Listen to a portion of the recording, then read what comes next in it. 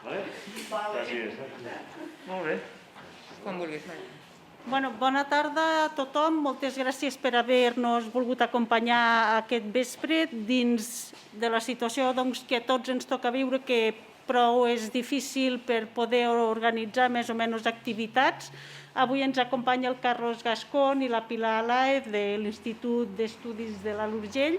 Ens aporten una xerrada sobre dins de la història i la cultura d'Organyà, així que moltes gràcies i quan vulgueu. Gràcies. Bé, des de l'Institut d'Estudis Comarcals ja fa anys que incentivem aquesta idea del parlem d'història, el desenterrant el passat, i vam decidir, o el Carles amb la seva xerrada vam decidir que era bo traslladar-nos a cadascun dels punts, i en aquest cas estem aquí a Organyà. Gràcies per acollir-nos, perquè realment no estem visquent els millors moments a nivell d'estar cara a cara amb les persones que ens reben o que reben les xerrades dels nostres historiadors o de les investigacions que hi ha.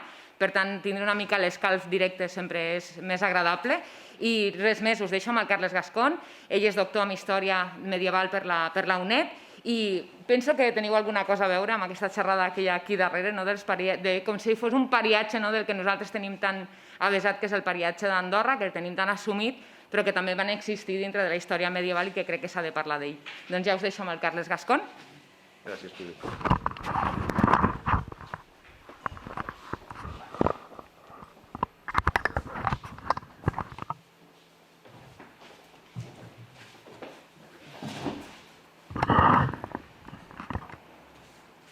Bé, bona tarda a tothom i en primer lloc moltes gràcies a l'Ajuntament d'Organyà per acollir-nos en aquesta xerrada de signe presencial, de les poques que es faran dins aquest cicle.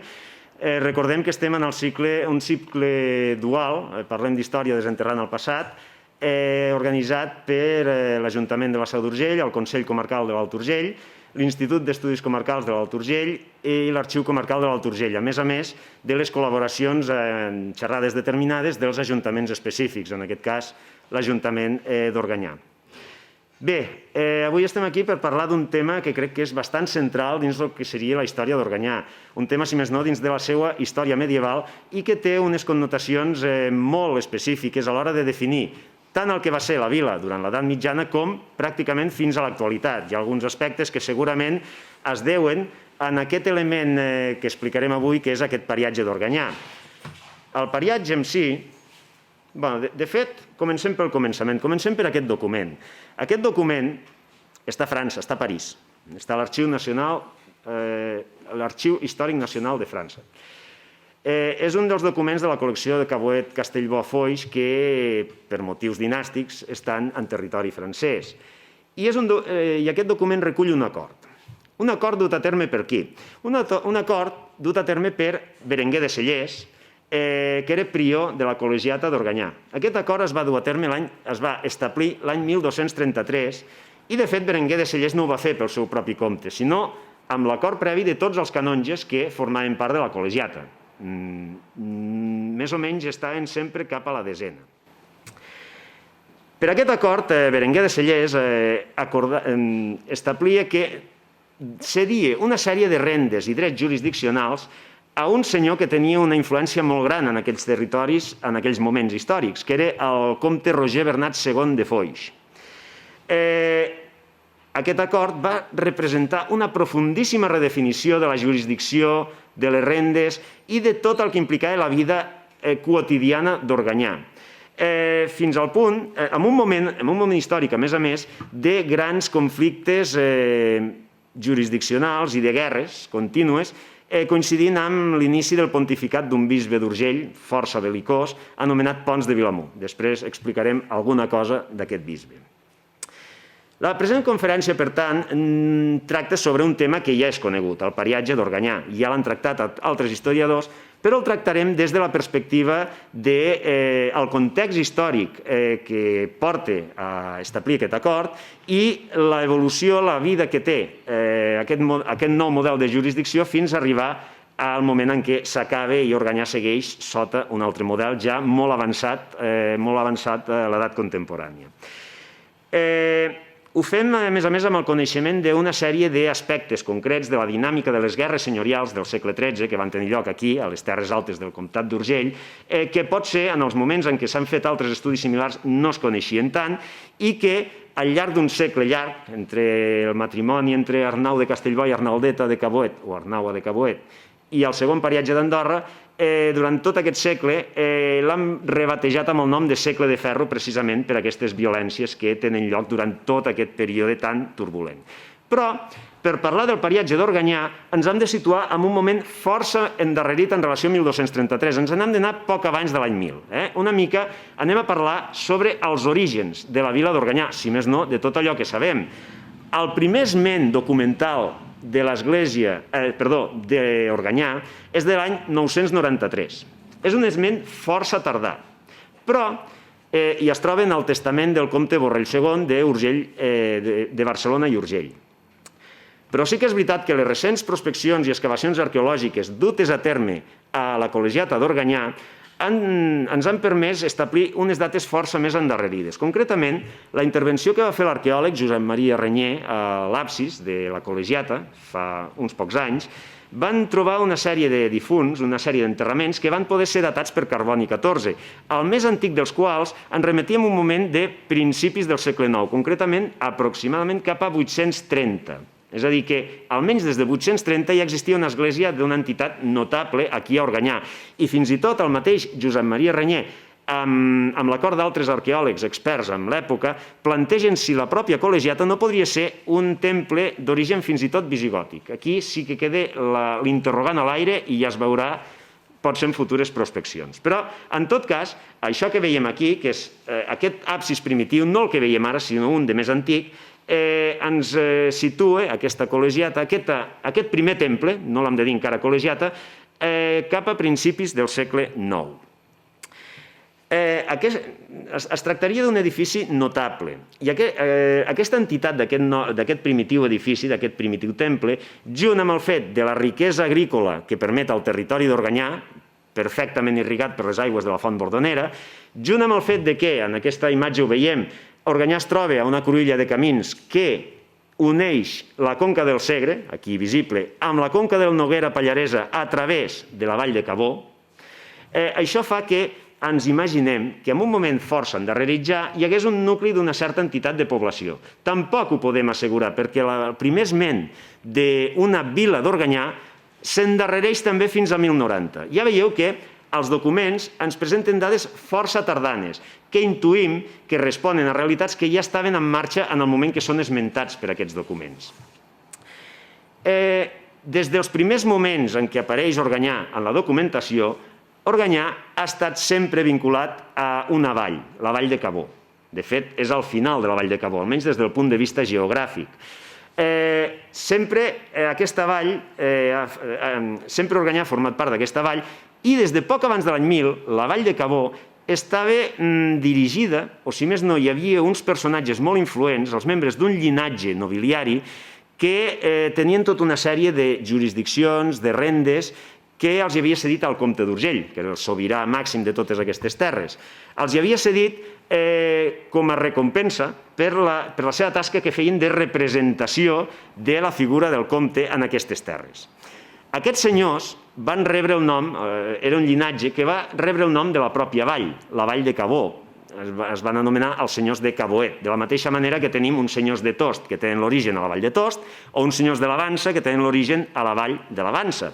Doncs en aquest cas, aquests senyors de Caboet van ser senyors de tota aquesta vall, incloent originàriament la vila d'Organyà. Els successius senyors de Caboet, ja fins i tot des d'abans de l'any 1000, van voler prioritzar, enaltir un temple que hi havia a la zona més rica de la vall, el temple d'Organyà. I ja van dur a terme una sèrie de consagracions, van promoure una sèrie de construccions i de consagracions d'aquest temple. El temple, ja hem dit que està de molt antic, però els temples, ja ho sabem, tenen la seva vida, poden ensorrar-se, s'han de tornar a construir, es tornen a consagrar, etc. Doncs bé, el primer senyor de Caboet que trobem vinculat amb un temple d'Organyà és Isarn de Caboet, que poc abans de l'any 1000 demana al bisbe Sala d'Urgell que consagri un temple a Organyà. Un temple. Aquest temple es va ensorrar en temps del bisbe Ermengol. Això era força habitual. De fet, tenim molt romànic, però gairebé és un miracle que en tinguem tant, perquè era habitual que moltes esglésies s'ensorressin. Es va ensorrar i van crear un segon temple, novament patrocinat pels senyors de Caboet i consagrat per un bisbe urgellenc. Aquest segon temple es consagra l'any 1057. Finalment, com ja sabem, cap a 1090, poc abans de 1090, aquest segon temple s'incendia. Després parlarem de les especials circumstàncies d'aquest incendi. I s'ha de fer un nou temple. Aquesta tercera consagració d'aquest tercer temple es du a terme l'any 1090 i novament un senyor de Caboet, en aquest cas direm el nom, Guitart Isarn de Caboet, és el patrocinador d'aquesta nova església. Una església que en aquesta nova consagració tindrà unes característiques força diferents. Una església que ja ho veieu, és d'una història francament molt accidentada. Primer s'ensorra i després s'incendia, Déu-n'hi-do. Però tindrà unes connotacions molt diferents que estan reflectides en un document molt singular que està, en aquest cas, a l'arxiu capitular d'Urgell i que és l'acta de consagració que veiem aquí de la col·legiata de Santa Maria d'Organyà. Fins ara no podíem parlar de col·legiata, no era una col·legiata. Una col·legiata és a partir de la consagració de 1090. Per quin motiu? Perquè l'any 1090 s'estableix, junt amb el temple, un col·legi de canonges, un grup de canonges dirigits per un prior. A partir d'aquí, i no abans, aquest temple el podem començar a conèixer amb el nom de col·legiata, col·legiata de Santa Maria d'Organyà. Més enllà de la canònica agustiniana, és interessant veure que aquest acte de consagració dota d'una sèrie de béns a la nova canònica, perquè es pugui mantenir aquest col·legi de canonges. Li donen una sèrie d'esglésies de la vall de Cabó, de la vall de Sant Joan, que per cert, això no ho hem dit abans, però els senyors de Caboet, a part de ser senyors de Cabó, també esdevindrien senyors de la vall de Sant Joan, que està fronterera amb Andorra. I aquí aquesta foto, feta des de Narieda, és curiós perquè es veu bona part dels dominis dels Caboet a partir de la segona meitat del segle XI. Veiem Organyà, veiem una part de la vall de Cabó i també veiem aquí al fons aquestes muntanyes, aquesta on hi ha el cursor, es veu el cursor? No es veu el cursor, perfecte. On hi ha aquelles muntanyes del fons, una d'elles és el Salori, és tota la capçalera de la vall de Sant Joan, amb els seus castells, d'Os de Civís, Ars i tota la part de Sant Joan. Tot això també formava part dels dominis dels senyors de Caboet, a partir de finals del segle XI. I tornant a l'acte de consagració, se li van atorgar a la col·legiata d'Organyà tota una sèrie de béns, esglésies en diversos punts de Cabó, de la vall de Cabó, de la vall de Sant Joan, i una cosa molt important, aigua. Se li va atorgar l'aigua de la font bordonera. Això també d'una manera explícita, és molt curiós perquè, clar, l'aigua té molts usos, l'aigua en primer lloc és per beure, però l'ús més cobejat de l'aigua de la font bordonera era per regar tota la terra de reg que hi havia al voltant d'Organyà, així com moure els molins que es podia moure per aquesta potència d'aigua que surt d'aquí de la vora i que té unes connotacions tan pròximes amb la vila d'Organyà. Per tant, ja veieu que hi va haver una sèrie de donacions notable per mantenir ni més ni menys que un col·legi de canonges. Aquesta gent els agradava viure més o menys bé, diguéssim. Però, a més, hi havia una sèrie de clàusules jurisdiccionals en aquest acte de consagració molt importants i que tindrien grans conseqüències de futur. Recordem, estem encara a l'any 1090. Doncs bé, aquesta clàusula el que venia a dir és que la nova col·legiata de Santa Maria d'Organyà quedava lliure de jurisdicció, vincle o servei a cap senyor que no fos l'església d'Urgell, malgrat que, nominalment, seguia formant part del senyoriu dels Caboet. Què vol dir això? Doncs que els Caboet, tot i ser senyors de tot aquest terreny on hi havia la col·legiata i les cases que hi podia haver al voltant, no hi tenien cap dret, no hi podien rebre res, tots els impostos, tributs, totes les rendes que sortien d'aquest indret, anaven a parar, en tot cas, a l'església d'Urgell. Això, aquest element, l'hem de vincular amb un episodi històric molt notable que té lloc més o menys en el mateix moment en què s'estableix l'acte de consagració de la col·legiata d'Organyà. Estem parlant d'un gran moviment, aquí veiem una miniatura del Liber Feodorum Queritaniam, un bisbe d'Urgell i un noble que li està retent homenatge. En aquell moment l'església és un veritable agent feudal. I aquest gran moviment de què estic parlant és una gran reforma que el que plantejava era separar l'esfera de l'Església, l'esfera religiosa, l'esfera eclesiàstica de l'esfera laica. Per un cantó l'Església, per un altre cantó el món laic. Això té unes connotacions notables a llarg termini. De fet, la base actual dels estats occidentals, de la civilització occidental, és la separació entre l'Església i l'Estat. Doncs això comença en aquest moment a partir de la iniciativa d'una sèrie de papes, concretament el papa Gregori VII, i per aquest motiu a la reforma se li diu reforma gregoriana. Sembla que ens n'hem anat molt lluny d'Organyà, estem a Roma ara mateix, però tornarem molt ràpidament a Organyà perquè aquesta reforma, perquè tingués èxit, és presentada com una reforma moral dels costums del clergat, perquè sembla ser que el clergat en aquells moments no tenia els costums tan exemplaritzants com sembla que els hauria de tindre. I, de fet, això ens retorna novament a Organyà perquè, si coneixeu una mica la història de la consagració de 1090, sabreu que tot aquest incendi té lloc sota un rector anomenat Adalbertí, que moralment era una persona que no tenia massa cura de l'Església, sembla ser que per aquest motiu es va incendiar aquella església, i que a més hi vivia a l'església amb la seva esposa i els seus fills, la qual cosa moralment no acaba de quadrar gaire amb tot aquest moviment de reforma moral de l'Església. Sigui com sigui, l'acte de consagració de 1090, i ja deixarem aquest acte, posava les bases d'una noció dual de la jurisdicció. És a dir, torno a insistir en el fet que els senyors de Caboet, malgrat continuar sent senyors d'Organyà, no hi tenien capacitat de recaptar rendes. I totes les rendes les recaptava l'Església d'Organyà o l'Església d'Urgell com a superior a l'Església d'Organyà. Per tant, aquí ja introduïm una dualitat intrínseca i tota una ambigüitat notable a l'hora de la gestió de tot aquest terreny, de tot aquest terme que a la llarga quedaria diferenciat de la Vall de Cabó. Vull dir, tots aquests problemes de gestió que es generaven es trobarien en l'origen de l'acord de 1233, amb l'origen de la necessitat d'establir un model d'acord diferent que posés ordre a tota aquesta mena de desgavell amb què havia quedat tot arran de l'acte de consagració de 1090. Bé, centrem-nos un momentet amb aquests senyors de qui hem parlat tant, amb els senyors de Caboet.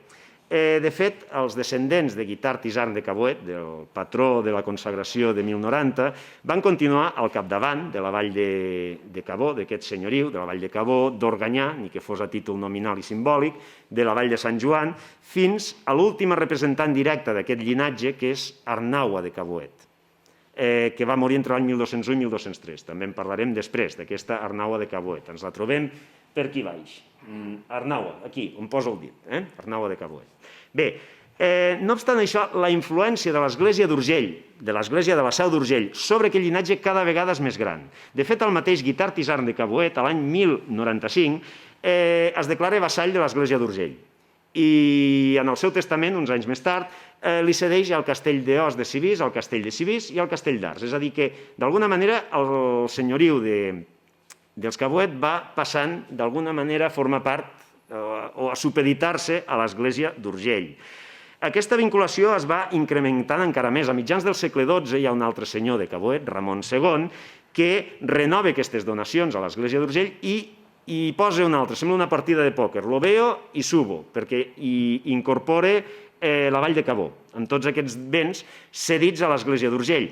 Ramon II només hi posa una condició, que el seu germà, Arnau, sigui reconegut senyor de la Vall de Cabó com a vassall de l'Església d'Urgell. Vull dir, ja ens trobem això, mitjans del segle XII amb això.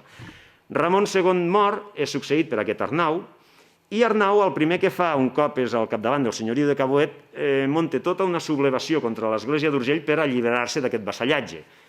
La jugada li surt molt malament, els aliats de l'Església d'Urgell vencen les tropes d'Arnau de Caboet d'una manera fulminant i s'ha de reconèixer novament vassall de l'Església d'Urgell i encara gràcies que li deixen mantindre els seus dominis sota aquest títol. D'aquesta manera, quan morirà Arnau de Castellbò, me'n vaig de senyoriu, quan morirà Arnau de Caboet, serà succeït per una filla. Arnau de Caboet deixa una pubilla al capdavant de tot plegat. Ja ens trobem a l'any 1170. Aquesta pubilla segurament us sonarà molt, perquè se n'ha parlat molt per activa i per passiva, és la famosa Arnaua de Caboet. Potser la coneixeu més com a Arnaldeta de Caboet. És curiós perquè ha saltat a la fama, diguéssim, com a Arnaldeta. Però s'ha de dir que Arnaldeta només se li'n diu mentre és menor d'edat. A partir del moment que té 14 anys i, per tant, és major d'edat, segons els criteris medievals, i es pot casar, passa a anomenar-se Arnaua. Jo, si em permeteu, sempre l'anomenaré Arnaua, però que sapiguem que estem parlant de la mateixa persona. Arnau de Caboet deixa com a hereu universal de tots els seus béns a l'església d'Urgell. La seva filla, que aleshores devia tenir uns 2 o 3 anys, és tutelada pel bisbe d'Urgell i pels canonges, una tutela que devia ser interessantíssima, d'altra banda. Quan arriba a una majoria d'edat, insisteixo, 14 anys, el bisbe d'Urgell la fa casar amb un cavaller aliat de l'església d'Urgell. El que passa és que aquest matrimoni dura poc, perquè el cavaller mor bastant aviat, 5 anys després, com a molt. I llavors és quan aprofita un altre senyor contra el parer del bisbe d'Urgell per casar-se amb ella.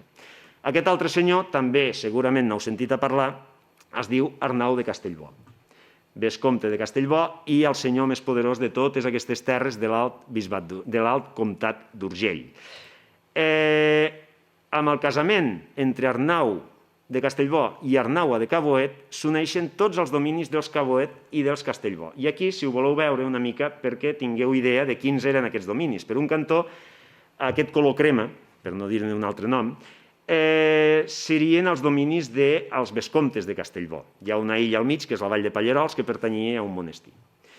El color blau cel correspondria als dominis dels Caboet. Ja veieu, Vall de Cabó, a Morganyà, la zona de Taús, tota la jurisdicció de Taús, i tota la Vall de Sant Joan, que agafa Ars, Civís, Os de Civís, i també Tor, també famós actualment per altres coses. Finalment, a la zona del comtat de Cerdanya, també els vescomtes de Castellbò tenien tota una sèrie de dominis, concretament al Varidà, però també al voltant de Meranges. És a dir, que aquest mapa el que ens demostra és que, tenint en compte on està la Seu d'Urgell, aquest casament entre Arnaua de Caboet i Arnau de Castellbò va fer que pràcticament encerclessin el que és el nucli del senyoriu de l'església d'Urgell, la Seu d'Urgell. I tot això genera una sèrie de conflictes entre les dues jurisdiccions, entre els Castellbò i l'església d'Urgell. Uns conflictes que cada vegada aniran a més per problemes de jurisdiccions, de robatoris, d'atacs, etc. Aquests conflictes, a partir de 1185, aniran pujant cada vegada més de to, fins a arribar a un punt, al 1196, i perdoneu per aquesta profusió de dades, en què entra a jugar-hi un nou factor amb tot aquest complicat tauler polític que ja ens trobem en l'alt comtat d'Urgell. I és que la Seu d'Urgell, ho he volgut representar amb aquesta miniatura del Beatus de la Seu d'Urgell, la Seu d'Urgell al 1196 és atacada per un nou actor que ve de l'altre cantó dels Pirineus, el comte de Foix. El comte Ramon Roger de Foix ataca la Seu d'Urgell, destrueix la vila i saqueja la catedral de la Seu, una mica el que vull mirar de representar en aquesta imatge. A partir d'aquest moment, el vescomte Arnau de Castellbò es trobarà amb un senyor molt poderós, el comte de Foix, que té una sèrie de finalitats afins, que és atacar, saquejar, destruir l'església d'Urgell. I això els acostarà fins al punt que el fill del comte de Foix i la filla del vescomte de Castellbò acabaran casant-se l'any 1209. I si el senyoriu conjunt ja era prou gran per amenaçar l'església d'Urgell, a partir d'aquest casament amb els Foix s'hi afegeix tot un senyoriu encara més gran al nord del Pirineu que farà que l'església d'Urgell tingui molts problemes per mantindre's davant d'aquesta amenaça tan i tan formidable conjunta entre els Castellbò i els Foix. Bé, avancem una miqueta més, entrem ja al segle XIII, al 1209 ja us he dit que s'acaben casant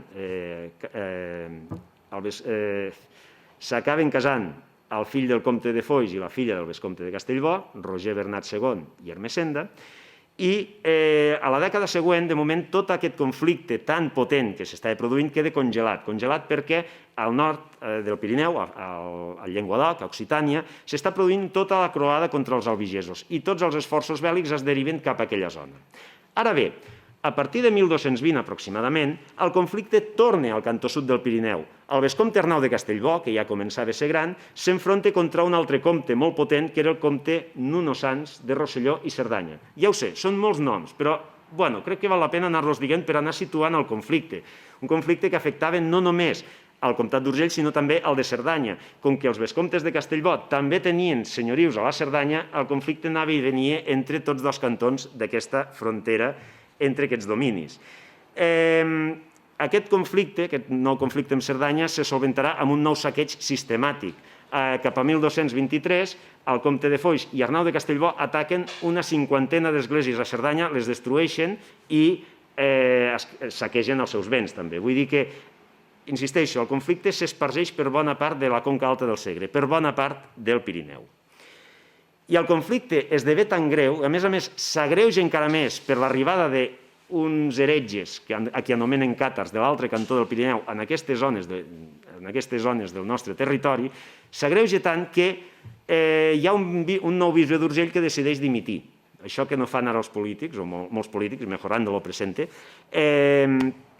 es decideix a deixar córrer el bisbat. I els canonges de la catedral de la Seu han de nomenar un nou bisbe, han d'elegir un nou bisbe. Allò que han de fer una sèrie d'eleccions.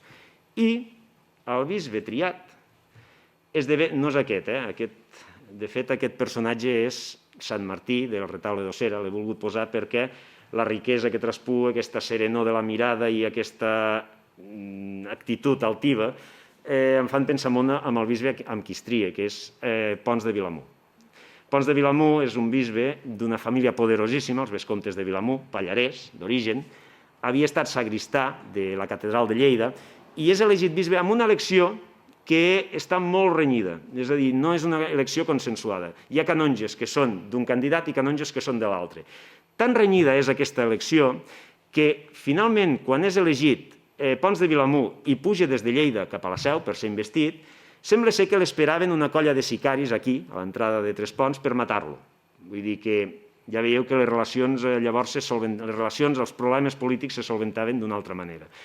No se sap com acaba la cosa, però sí que se sap que el bisbe Pons de Vilamur sobreviu. I és una persona amb qui confien totes les altes instàncies de les autoritats religioses i civils de Catalunya per posar fre a Roger Bernat II de Foix, recordem, el que s'havia casat amb Ermessenda de Castellbò, la filla del vescomte, i per posar fre també a l'expansió del catarisme que s'estava produint aquí, en aquest territori del Pirineu. Tot això genera, és a dir, la presència d'aquest nou bisbe genera una nova situació de violència que, en aquest cas, tindrà un focus important al voltant de la vila d'Organyà. Ja veieu que estem al 1230, ens anem acostant a la data dels pariatges. En un clima cada cop més enrarit, de tensions, entre l'Església d'Urgell i ara ja els descendents dels Cabuet, que són els comtes de Foix en aquest moment, tota aquella mena de consens que s'havia arribat en l'acte de consagració de 1090 salta absolutament pels aires.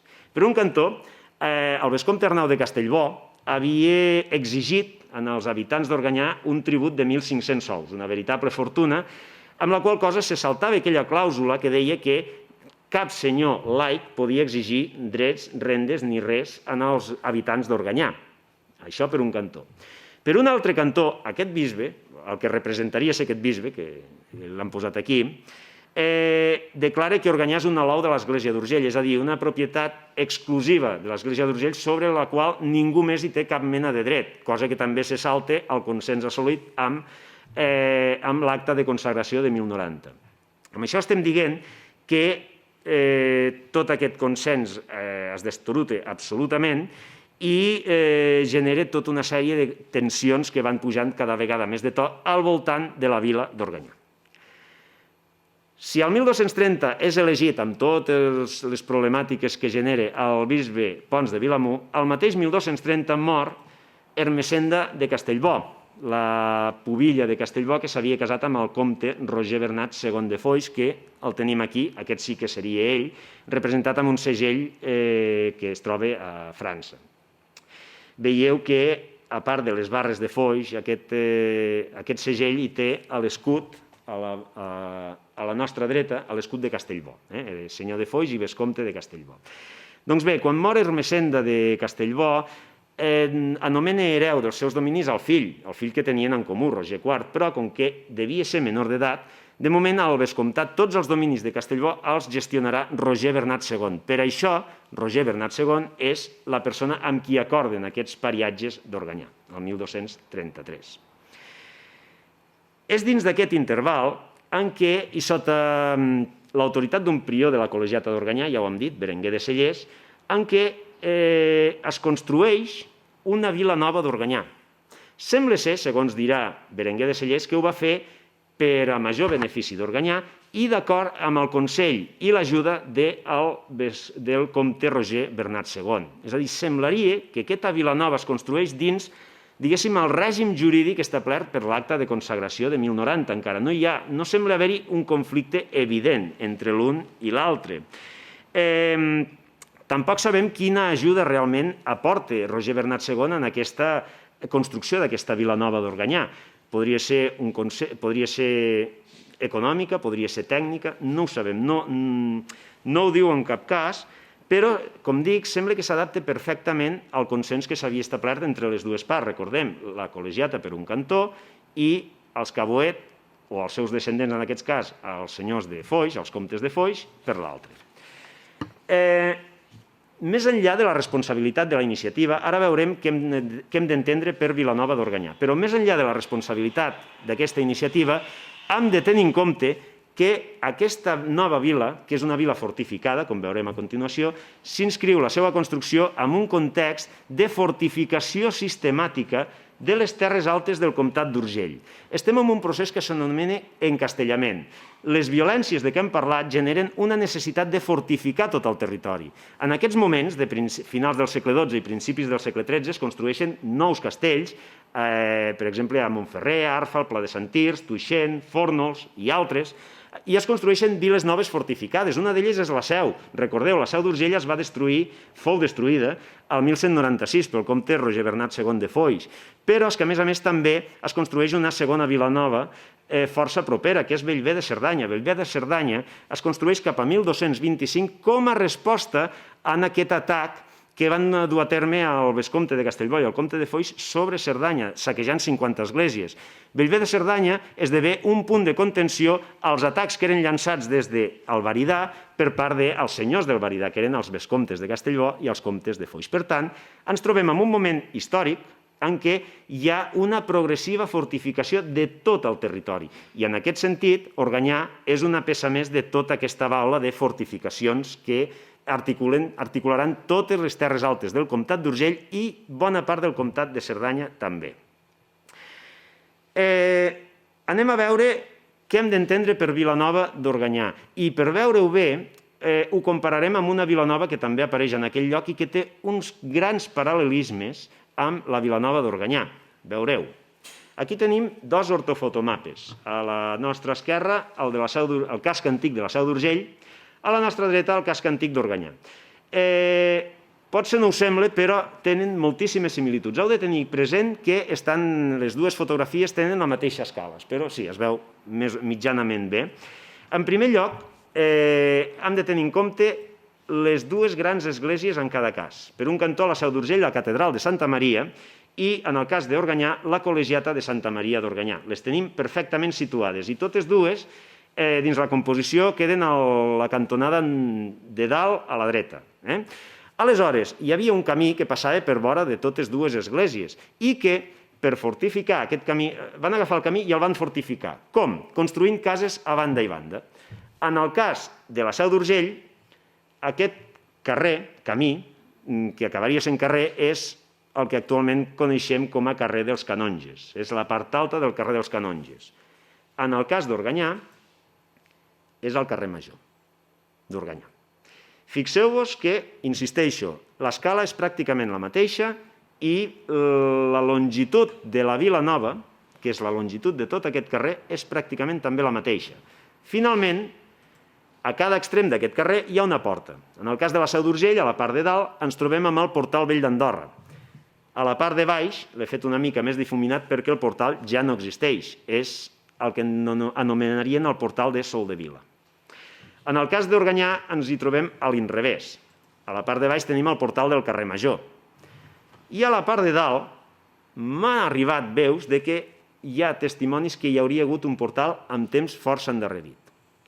Ens trobem novament, per tant, amb un model de vila closa formada per un carrer envoltat de cases, les parets del darrere de les quals serien les muralles. De fet, a l'espill manifest de totes les coses del Vescomtat de Castellbò de 1519 diu explícitament a l'hora de parlar de la vila d'Organyà que la vila és murada de les cases mateixes.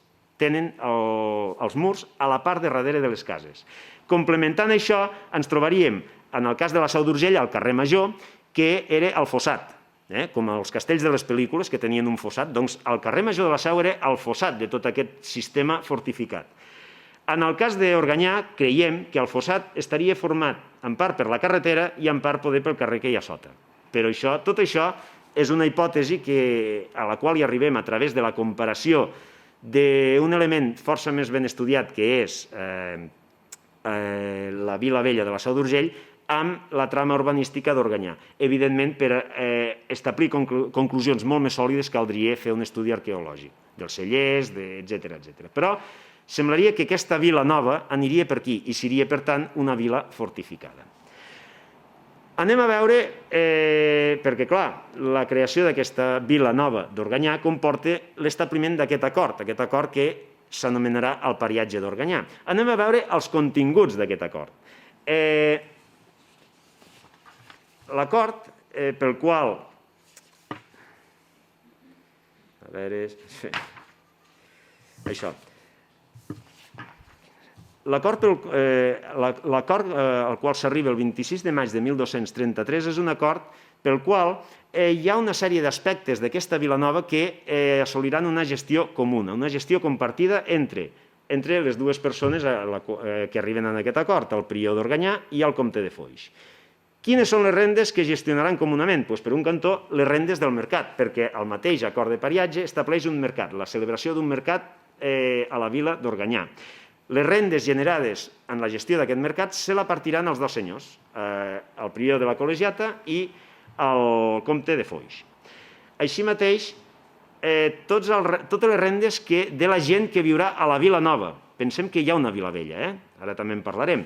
Però les rendes d'aquesta vila nova seran els censos, és a dir, tota una sèrie de tributs, censos, rèdits, dret de forn, els peatges, les lleudes, que són els pagaments que s'han de pagar per entrar a viures per a bastir Organyà, per exemple, i també molt important els plets i els judicis, que això bàsicament als senyors els interessen no per la justícia pròpiament dita, sinó perquè tot això també genera una sèrie de rendes que es cobren als que van a buscar la justícia del senyor. Així mateix es reparteixen els bans són els drets senyorials, drets de naturalesa molt diversa, des del dret a moldre en el molí fins a molts altres, i també es comparteixen la defensa de la vila, del terme i dels camins que porten a la vila, molt relacionat amb el mercat, perquè si no es pot arribar al mercat també és una mica problemàtic, és a dir, que això també s'ho parteixen. I finalment, un altre aspecte que comparteixen és el nomenament dels batlles. Cadascun dels dos senyors, el prior i el comte, nomenaran un batlle. I aquests batlles tindran sota la seva responsabilitat fer complir tot allò que s'ha acordat en aquest acord, tributar la part corresponent en els seus respectius senyors, és a dir, fer de recaptador d'impostos, i, importantíssim, tindran capacitat de pledejar, és a dir, de dur a terme aquests judicis, però en comú, sempre en comú.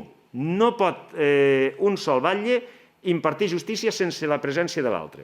És a dir, això incorpora aquesta noció dual, absolutament dual, de la jurisdicció de la Vila Nova d'Organyà, que és un precedent importantíssim del que passarà uns 50 anys després amb les Valls d'Andorra, perquè, bàsicament, a nivell jurisdiccional, estem en la mateixa alçada. Per altra banda, hi ha una part de la vila, que no és la Vila Nova, és la Vila Vella, una vila que s'havia desenvolupat al voltant de la col·legiata de Santa Maria, que aquesta queda sota jurisdicció exclusiva de la col·legiata d'Organyà. Aquests ja formaven part de la gent d'Organyà des de molt temps abans i queden sota la seva jurisdicció exclusiva. Tindran les seues dominicatures pròpies, les dominicatures són les propietats, els camps, les vinyes, etc. Això serà exclusivament de la col·legiata d'Organyà. Tindran tots els molins que es construeixin a la font bordonera, amb l'aigua, que es moguin amb aigua de la font bordonera, i en canvi els molins que es moguin amb aigua de Segre seran de jurisdicció comuna, seran compartits. I finalment tindran, el que hem dit, les rendes dels veïns de la Vilavella. Tot això serà exclusiu de la col·legiata. Finalment, la col·legiata també conservarà tots els drets eclesiàstics propis de la pròpia col·legiata. Per un cantó, tots els judicis dels crims que es cometin en l'entorn de la col·legiata, a l'interior de la col·legiata o al cementiri. Si això ho contemplen és que aquestes coses també devien passar. Així mateix, el prior de la col·legiata exigeix al comte que no posi cap problema a l'hora de ser beneficiari dels testaments de la gent de tota la vila d'Organyà, que devien ser també uns testaments substanciosos. I per acabar, demana el compromís en els comtes de Foix de que quan facin testament ells mateixos, els comtes, totes les donacions que facin a l'església dins del terme d'Organyà les facin a l'església d'Organyà, mai a cap altre temple que no sigui la col·legiata d'Organyà. Aquests són tots els drets que es queda la col·legiata amb exclusiva. No obstant això, estareu d'acord amb mi que la col·legiata, el prior, el col·legi de canonges, surt perdent, en principi, respecte a tot allò que tenia a partir de l'acte de consagració de 1090. Ha de cedir tota una sèrie de drets. Ens hauríem de demanar per què, malgrat que sigui beneficiari d'una part de tot plegat, el global és que surt perdent amb tot plegat. I hauríem de valorar com és que, malgrat això, el prior Berenguer de Cellers diu que és un acord beneficiós per al futur de la vila d'Organyà. Podria ser que ho hagués dit perquè hagués rebut alguna coerció, alguna pressió per part del comte Roger Bernat II de Foix. Aquesta seria una possibilitat. Però, de fet, sembla que el fet que els canonges ho vegin tan beneficiós té a veure amb el mercat d'Organyà. Com que no he trobat una foto del mercat medieval d'Organyà, no feien fotos en aquella època, tenien aquesta mania, n'he posat una de la fira de principis del segle XX per il·lustrar la importància de la realitat comercial d'Organyà des de l'edat mitjana. Aquesta realitat comercial era tan potent que hi generava tantes rendes, tants beneficis per als senyors de la vila, ni que en fossin dos, ni que s'ho haguessin de partir, que els canonges de la col·legiata d'Organyà van tenir a bé de compartir amb el comte de Foix tots aquests béns, totes aquestes rendes, tots els peatges, els impostos que entraven per gravar els productes, etc. També podem demanar-nos, evidentment, si se'ls hagués quedat al prior sol, hauria guanyat més, està clar. Però aquí entra la segona part de tot plegat. Com hem vist, Arnau de Castellbò havia estat disposat a saquejar o a exigir tota una sèrie de pagaments a la població de Castellbò, d'Organyà, perdó. Arribant a aquest acord, el prior d'Organyà cedia una sèrie de béns molt important en el comte de Foix, de manera que ja no es veuria obligat a saquejar ni a exigir tributs a la població, ja estaven perfectament estipulats. D'aquesta manera passàvem d'un saqueig violent a un saqueig institucionalitzat, i això en el comte de Foix li estava bé i en el prior de la col·legiata d'Organyà també. És allò, el clàssic win-win, tothom surt guanyant. És a dir, teòricament, a partir d'aquest acord, el comte de Foix ja no es veuria necessitat a saquejar els béns de la gent d'Organyà, sinó que la gent d'Organyà sabria cada any quina part dels seus béns havia d'entregar al comte. Això, al cap i a la fi, és un avantatge per tothom, malgrat la realitat de la cosa. No perdem de vista que estem en plena societat feudal i que en el cas d'Andorra passarà una mica el mateix. Els habitants d'Andorra acordaran tot plegat per evitar el saqueig sistemàtic i per establir un pagament institucionalitzat en el comte de Foix, en el seu cas. Vull dir que una mica és tot plegat. Aquest acord, tot i que li en diguem pariatge, després explicaré el del pariatge, és de fet un acord de cosenyoriu. Una sèrie de senyors, en aquest cas dos, governen per igual sobre un element concret, que seria la Vila Nova d'Organyà en aquest cas. Aquest tipus d'acords és bastant novedós al vessant sud del Pirineu, però no ho és tant al nord del Pirineu, a la zona d'Occitània. Per quin motiu? Perquè Occitània, a diferència de Catalunya, va costar molt que es desenvolupés el règim de primogenitura, a l'hereu, un hereu que heretava la major part dels béns d'una família. A Occitània, normalment, els béns es dividien per igual entre tots els germans, i quan hi havia molts germans això generava una partició brutal del patrimoni de les famílies. Més enllà d'aquesta partició brutal, s'havien d'arribar a acords per al govern d'aquests elements en comú. I això seria un precedent del que nosaltres més tard anomenarem pariatges. Aquí a Catalunya, com que molt aviat hi ha la figura del primogènit, de l'hereu, aquest problema no es produeix d'una manera tan evident. I per això aquests acords de pariatge són més del nord, d'Occitània, que no pas de Catalunya. Un exemple. Aquí veiem Occitània, les Torres, és això. Aquí hi ha 4 castells, es veu, hi ha molts castells, 4 sobre un terreny que era molt ric en ferro, per això es permetia construir aquests 4 castells. Un d'aquests castells es diu el Castell de Cabaret. Amb aquest nom ens podem imaginar que devien fer unes festes formidables al Castell de Cabaret, però de fet no vull parlar de Castell de Cabaret per això, sinó pel fet que a mitjans del segle XI aquest castell, un d'aquests 4 castells, tenia 20 senyors. 20 senyors que havien de quedar tots d'acord per gestionar un sol castell. És a dir, que aquest tipus d'acord de cosenyoria, de senyoriu compartit, no només entre dos, en aquest cas entre 20, ja era alguna cosa que teníem força interioritzat al nord del Pirineu, a la zona d'Occitània.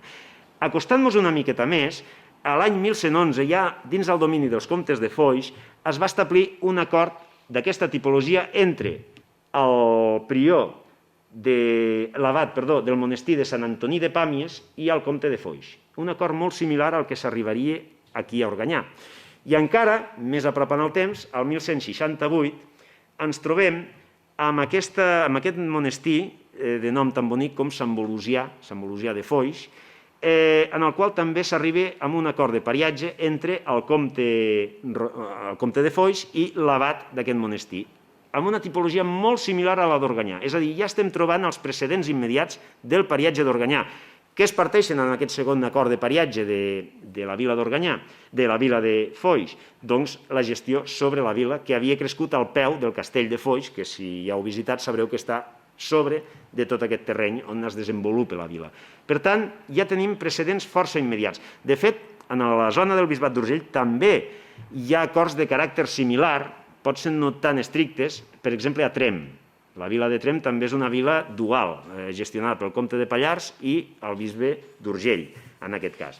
Però sembla que els precedents immediats els hauríem de buscar a Foix, tenint en compte que serà un Foix, Roger Bernat II, un dels institutors, no seria el nom exacte, un dels que institueixen aquest pariatge de la vila d'Organyà. Malgrat tots aquests acords, el pariatge de 1233 no acaba amb la violència al voltant de la vila d'Organyà. De fet, recordem que el pariatge és establert entre el prior d'Organyà i el comte de Foix, però hi ha una tercera persona en discòrdia, que és el bisbe d'Urgell. El bisbe d'Urgell, teòricament, era qui havia de respondre per les accions del prior de la col·legiata d'Organyà, i aquell Pons de Vilamur, aquell bisbe tan potent, no estava gens d'acord amb el nou caire que havien pres les coses. No estava gens d'acord en què la vila d'Organyà tingués un mercat sense el seu permís. No estava gens d'acord que s'hagués construït una vila nova sense el seu permís. I no estava d'acord que una part de les rendes dels veïns i les veïnes d'Organyà anessin a parar als comtes de Foix sense el seu permís. Per tant, estava molt poc disposat a reconèixer d'entrada aquest acord a què s'havia arribat aquí a Organyà. És més, hi ha un document, un memorial de greuges, que tramet aquest bisbe, Pons de Vilamur, a l'arquebisbe de Tarragona. És un document de diverses pàgines en el qual fa una relació de tots els greuges, de totes les malvestats que havia fet el comte de Foix contra l'església d'Urgell. Un d'aquests greuges és el que està aquí remarcat, no ens estarem a llegir tampoc, és en llatí, però que parla de tot el que s'havia fet a la vila d'Organyà de manera il·legal des del punt de vista del bisbe d'Urgell. Per tant, insisteixo, aquest pariatge d'entrada no implica una pacificació d'Organyà. És més, l'any 1238, en el context d'una nova represa de totes aquestes guerres que es produeixen en el context de les terres altes del comtat d'Urgell, el comte de Foix, encara aquest Roger Bernat II, exigeix als veïns d'Organyà que alimentin 130 soldats a cavall que estaven fent la guerra per aquest cantó. És a dir, que també els s'ho devien prendre força malament. L'any següent, el 1239 encara, els homes del comte de Foix destrueixen les portes de la col·legiata d'Organyà, es queden amb tot el vi, cosa que també devia implicar una festa formidable, com les que devien fer a Cabaret, al castell de Cabaret, i a més es queden les claus, li donen les claus de la col·legiata en el batlle comtal, i expulsen de la col·legiata al prior. El prior, que ja no era Berenguer de Cellers, era un altre. És a dir, que les violències al voltant d'Organyà perduren encara i perduraran pràcticament fins, almenys que nosaltres sapiguem, fins a la mort del comte Roger Bernat II de Foix, que mor el 1241. És succeït pel seu fill, Roger IV, el seu fill i el fill d'Ermessenda de Castellbò, i sembla ser que a partir d'aquest moment, tot i que la conflictivitat amb l'Església es manté, prendrà un caire molt diferent, més jurídic, més judicial, fins al punt que Roger IV i els seus contactes aconseguiran fer fora en aquell famós bisbe Pons de Vilamur. Però aquesta ja seria una altra història.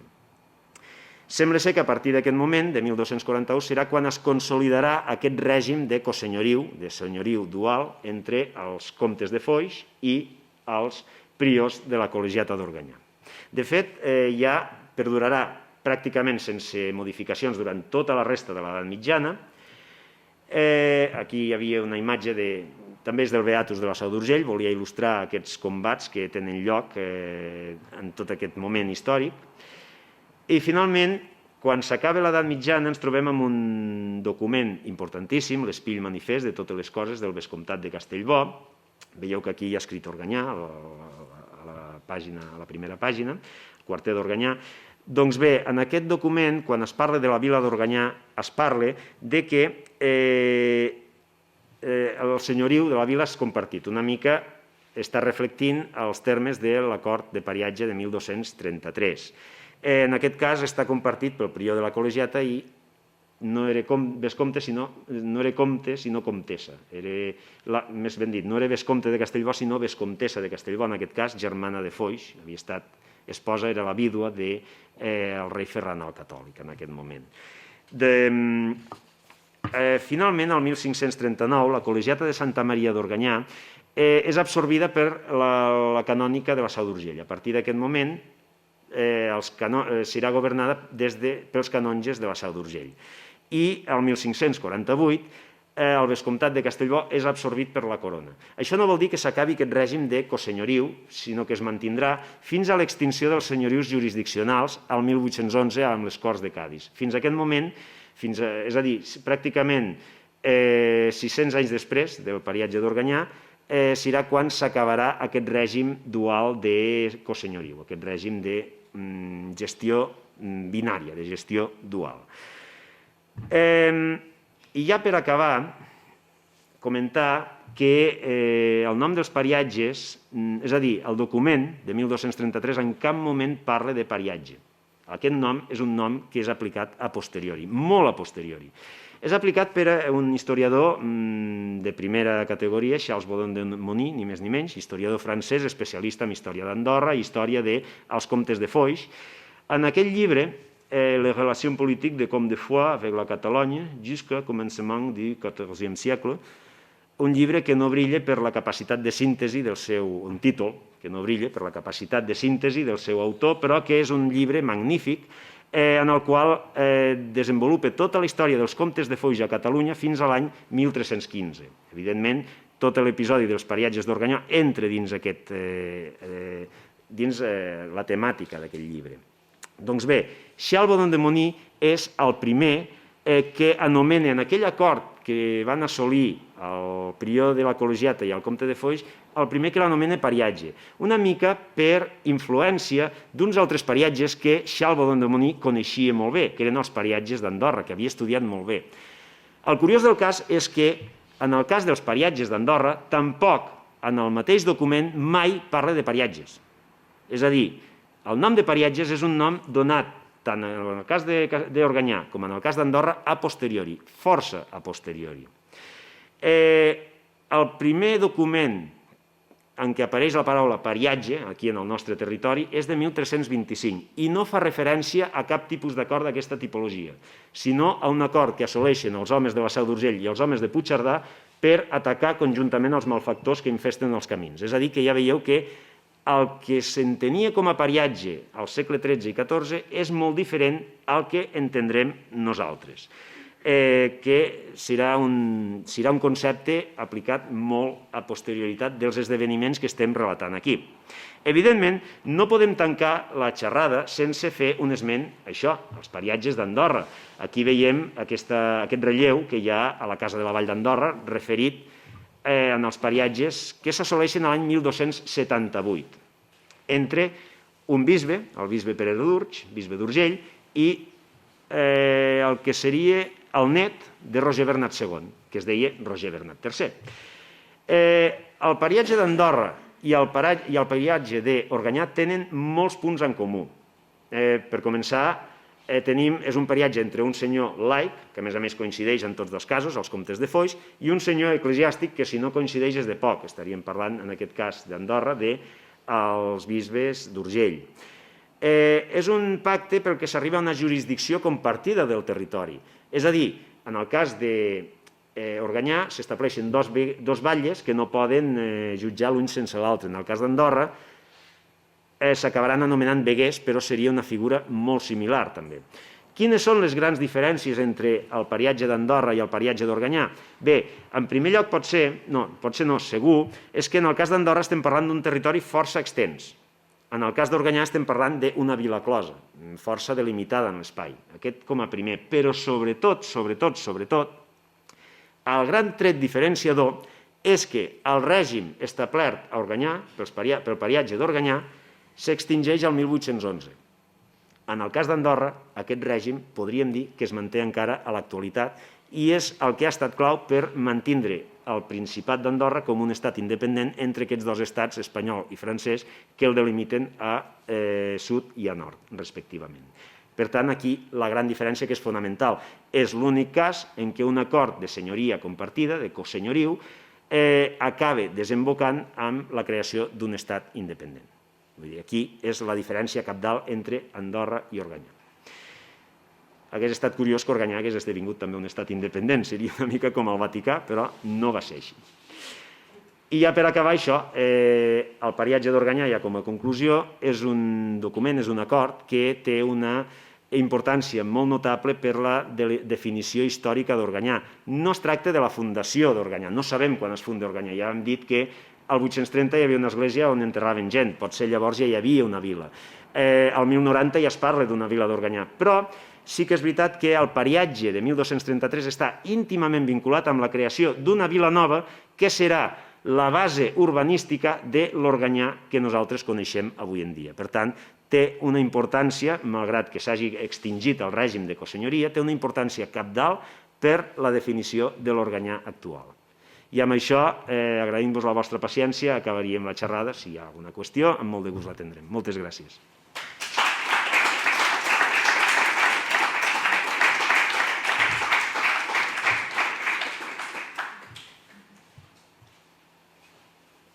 Sí? Jo volia preguntar que el 1090, quan s'hi va tornar la font d'Ordonera, Sí.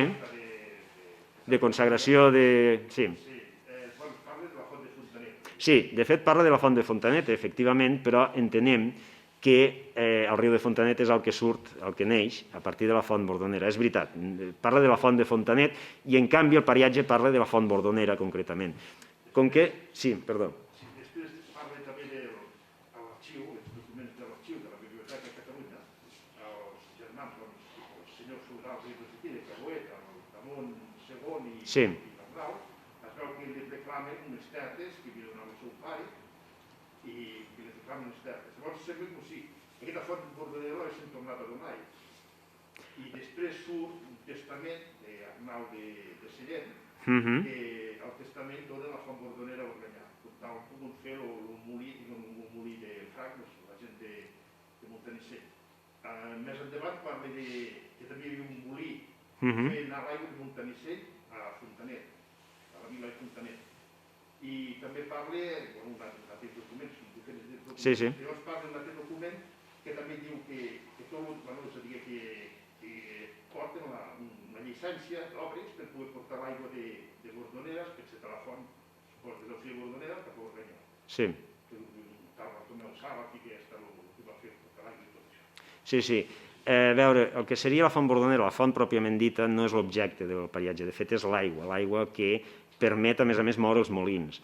El peatge es du a terme en un moment concret, el 1233. Aquests documents que comenteu no sé de quines dates són, però segurament es pot haver produït o bé un canvi o bé que la pròpia col·legiata hagi cedit amb arrendament o amb subinfeudació part d'aquells béns que pot gaudir a altres particulars i per això surten tota aquesta sèrie de particulars.